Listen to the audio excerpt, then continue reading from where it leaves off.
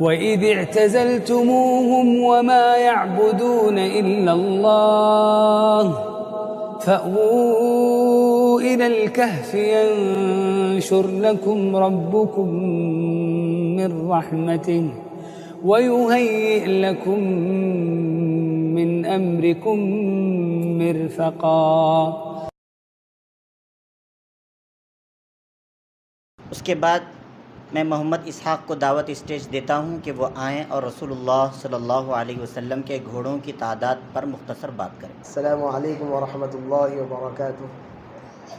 نحمده ونصلي على رسوله الكريم، اما بعد فاعوذ بالله من الشیطان الرجیم۔ قل ان کنتم تحبون اللہ فاتبعونی، صدق اللہ العظیم۔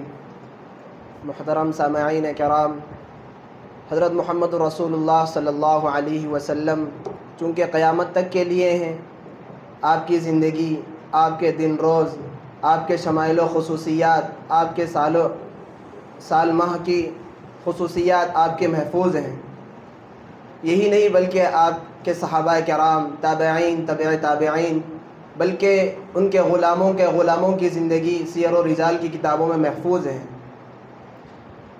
حضرت ہم آپ صلی اللہ علیہ وسلم کے سواری و جانوروں کا تذکرہ برکت حاصل کرنے کے ارادے سے کر رہے ہیں۔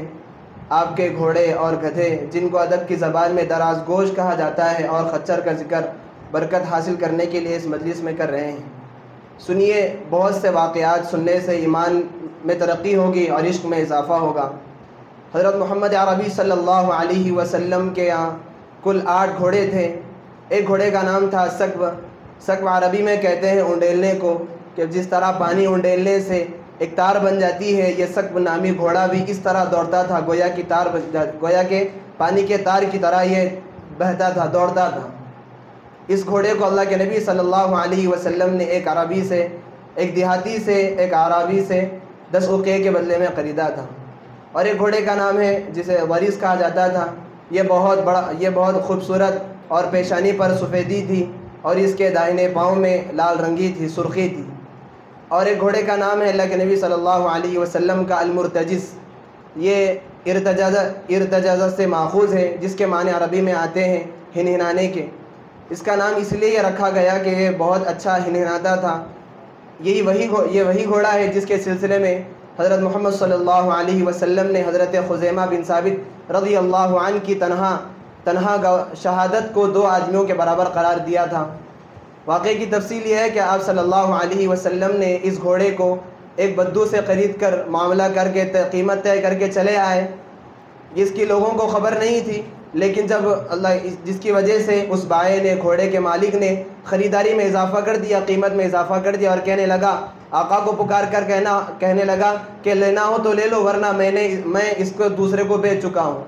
آپ صلی اللہ علیہ وسلم نے کہا، تم تو مجھ سے معاملہ کر چکے ہو۔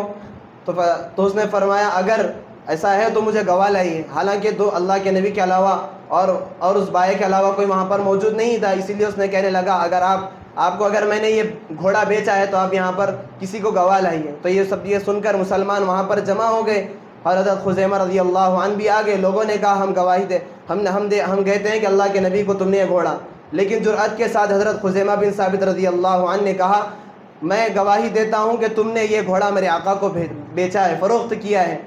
اس جرأت کو دیکھ کر آپ صلی اللہ علیہ وسلم نے کہا، بما تشہدو، کس چیز کے ذریعے تم گواہی دیتے ہو؟ میں قربان جاؤں ان کے جملے پر۔ حضرت خزیمہ بن ثابت رضی اللہ عنہ نے کہا، بتصدیقک یا رسول اللہ، بتصدیقک یا رسول اللہ، میں آپ کی بات کی تصدیق کرتا ہوں۔ یہ سن کر آپ صلی اللہ علیہ وسلم نے اسی دن سے کہا کہ تنہا حضرت خزیمہ رضی اللہ عنہ کی تنہا گواہی، شہادت 2 مسلمان گواہوں کے برابر ہے۔ اور ایک گھوڑے کا نام ہے ورث، ایک گھوڑے کا نام ہے الطرف۔ یہ گھوڑا بہت زیادہ عمدہ تھا، سب گھوڑوں میں یہ بہت خوشنما تھا، اور اس کا یہ اصیل گھوڑا کہا جاتا تھا۔ اور ایک گھوڑے کا نام ہے لحیف۔ لحف کے معنی عربی میں آتے ہیں ڈھانپنے کے۔ یہ چونکہ یہ گھوڑے کی دم بہت بڑی تھی، جس کی وجہ سے یہ اپنے زمین کو یہ ڈھانپ دیتا تھا، جس کی وجہ سے اس کا نام لحیف رکھا گیا۔ اس کو عمرو بن فروا رضی اللہ عنہ نے شام کے بلقا کی زمین سے اللہ کے نبی کے خدمت میں بطور ہدیہ کے پیش کیا تھا۔ اور ایک گھوڑے کا نام آتا ہے الورد، ورد عربی میں کہتے ہیں پھول کو. جس طرح کئی پھولوں میں، کئی چیزوں میں اگر پھول کو رکھ دیا جائے تو اس کی خوشبو اور اس کی ایک امتیاز محسوس ہوتی ہے، اس طرح کئی گھوڑوں میں ورد نامی گھوڑا بھی ایک نظر آتا تھا. اور ایک گھوڑے کا نام ہے سبحہ. سبحہ عربی میں کہتے ہیں دوڑنے، اڑنے کو کہتے ہیں، تیرنے کو کہتے ہیں. چونکہ یہ گھوڑا اتنا تیز دوڑتا تھا کہ ایسا محسوس ہوتا کہ یہ گویا کہ ہوا میں اڑ رہا ہے. یہ چند نام تھے. بعضوں نے اس کے علاوہ آپ صلی اللہ علیہ وسلم کے گھوڑوں کے تذکرہ کرتے ہوئے سیرت کی کتابوں میں 15 سے 20 گھوڑوں کا تذکرہ کیا ہے. آقا صلی اللہ علیہ وسلم، بعضوں نے کہا کہ آپ صلی اللہ علیہ وسلم کو دنیا میں عورتوں کے بعد گھوڑوں سے زیادہ پسندیدہ کوئی چیز نہیں تھی.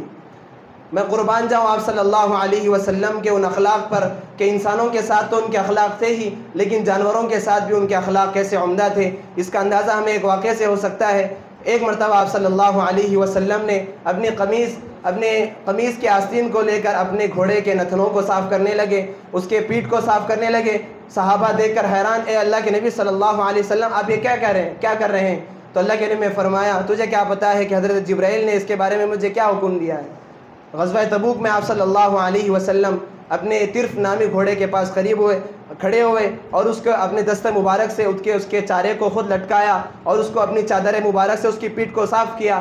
صحابہ دیکھ کر پریشان، اللہ کے نبی آپ اپنی چادر سے صاف کر رہے ہیں؟ تو اللہ کے نبی نے فرمایا تجھے کیا پتہ ہے کہ آپ جبرائیل علیہ السلام نے اس گھوڑے سے متعلق مجھے کیا حکم دیا ہے. دو عزیز ساتھیوں، یہ تو تھے گھوڑوں کے حقوق، یہ جانوروں کے حقوق تھے. ہمیں والدین کے حقوق، شوہر بیوی کے حقوق اس سے کہیں زیادہ ہوں گے. آپ صلی اللہ علیہ وسلم نے سواری کا اتنا خیال رکھایا تو والدین کے حقوق سے متعلق، شوہر بیوی کے حقوق سے متعلق کتنا ہمیں بتایا ہے. آپ صلی اللہ علیہ وسلم کی زندگی محفوظ ہی رکھوائی گئی اسی لیے تاکہ ہم ان کی اتباع کریں. معاملات میں، معاشرت میں، شادی بیاہ میں، ہر اعتبار سے ہم اللہ کے نبی صلی اللہ علیہ وسلم کی اتباع کریں.